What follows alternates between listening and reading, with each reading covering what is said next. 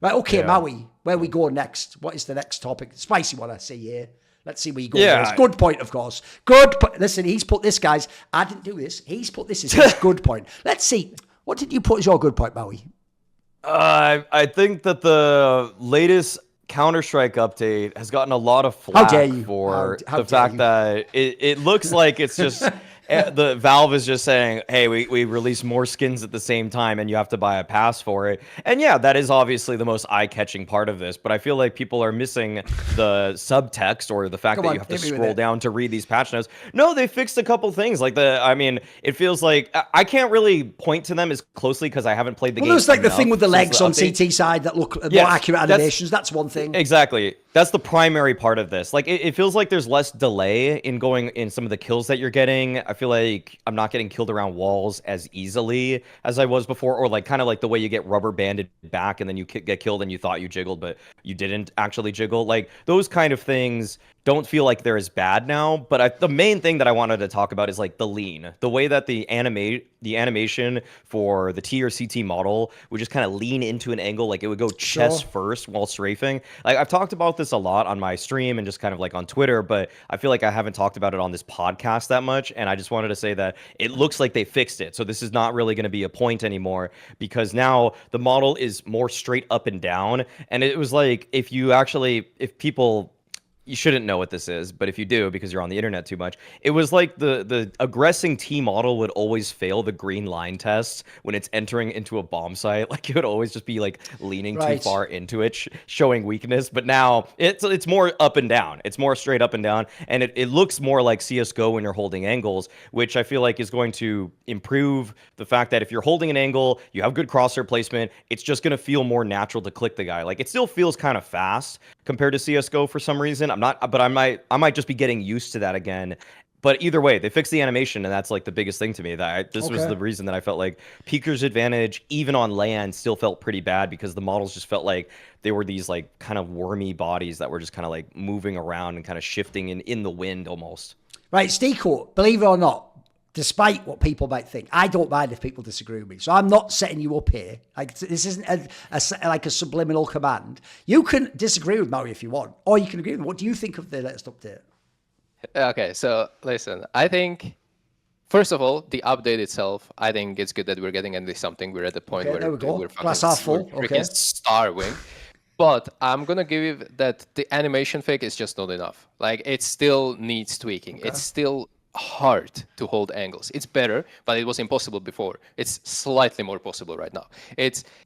I think it's borderline unacceptable to have these kind of, we have a competitive game on our hands, and yet there's so many inconsistencies created inside of the game that are out of players' control that you have to be thinking about when you think you have a fair duel, but you know that the game might screw you up, and that will force you to change the angle that you're holding, because you're not at that point, you're not just holding the angle that people will peek into, but you have to kind of predict where they will stop. And that is where you need to position your crosshair.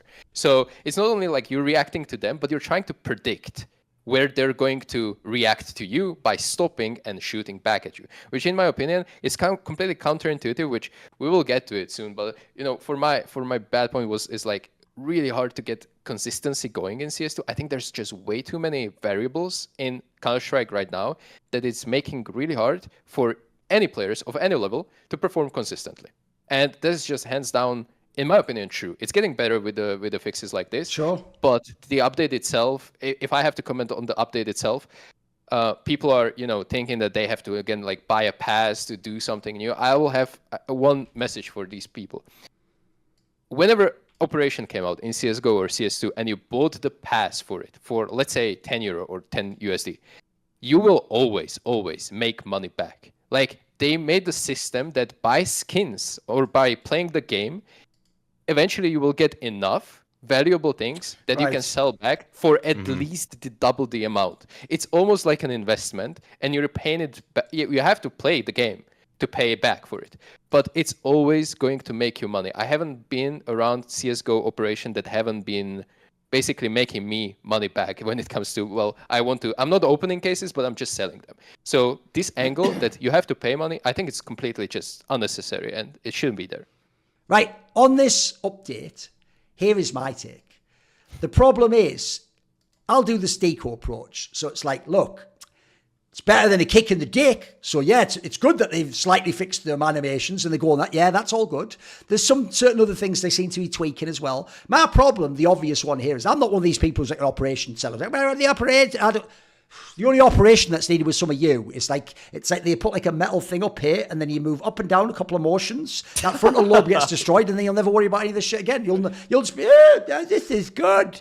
No, Mummy, can I play Roblox? Like, you don't need to, look that up on the internet, what I'm talking about. The ancient Egyptians were right on top of that. They just took care of you guys ages fucking ago. So I'll just say, I don't mind operation shit. I don't care about the law of the game. I just want to play the game and have it be good. That's where I am on the Stico side too, though. I can't handle that that's not fixed. I can't handle that the jumps are still scuffed. I can't handle that the netcode's still a little bit dodgy, because the problem is people on LAN don't have to mind, but online it's going to be fucking sus, isn't it? CS2 netcode wasn't bad, actually. In fact, it was better than 1.6 if people don't know. You could sort of play online games. It was reasonable. And then also, I'm just going to put this out there. I know it doesn't have to be all the time, but fucking please stop beating me with Vertigo, Gooby. Please, no more Vertigo time. Can I just have another map? I know they say train's coming soon. Fucking hell, not soon enough. Right, the joke is that a light at the end of the tunnel, or is it a train coming? That's straight fire. That's not bad. If I was on a desk, I'd probably do that. I'll just sit, and then what do I get in exchange for it? Like, yeah, Stico's right. If I play the game, I do get the cases dropped, and then in theory I can sell the cases, you know. Or can you Stico? I don't know in the game. If you can actually. That is the way the marketplace works. So obviously in theory, if you grind, you can basically make money off the game, etc. But what did they give me as a cosmetic? First of all, I don't want cosmetics. I'm the loser who didn't want skins. I just want the device. I just want the default. I don't care. Until they gave me a Neon Rider from a certain company, I was like, you know what? I'll flex on these little fucks with this shit. Until I got that, I never bought a skin ever, mate. That was given to me. So I would never buy a skin or use a skin. So I'm obviously not that sort of a zoomer, right? I just play the default game. So my problem is the fact that you have like some little fucking anal beads hanging off the front of a deagle isn't like a positive to me, believe it or not. Like, I actually would like the deagle to be able to fire into the head of the other guy with the netcode really clean while making a jump. No, I don't want to fail a jump and then see my little beads jaggle. A little, like, you know, fucking little Irish little four-leaf clover, like little Conor McGregor shit. God. I don't want that. So, you know what, Maui? It's all good. There was some good part in that. You did pick the good part out, but there is some negatives to the match too, you know. Oh, God, I hate the dangling little gun buddy. I find that distracting. So Am I the only one? Dude, sometimes people have that on my teams and they just have it on the very tip of their barrel, and it's like, how can you even focus? Like, I feel like I need to change my view model now because I just pick up guns where this little dangly sausage is at the end of the gun, and I'm just like, this looks stupid, and it's almost kind of like, what? Like, I just need a setting to turn that off. Like, I can't handle that. If any of my teams had that and I played at a professional level, I'd say, dude, please do not drop me guns. I just can't handle that. See more cool, funny, interesting clips based on topics from my content? Well, subscribe to this channel then. Or, you know, be a pleb and don't.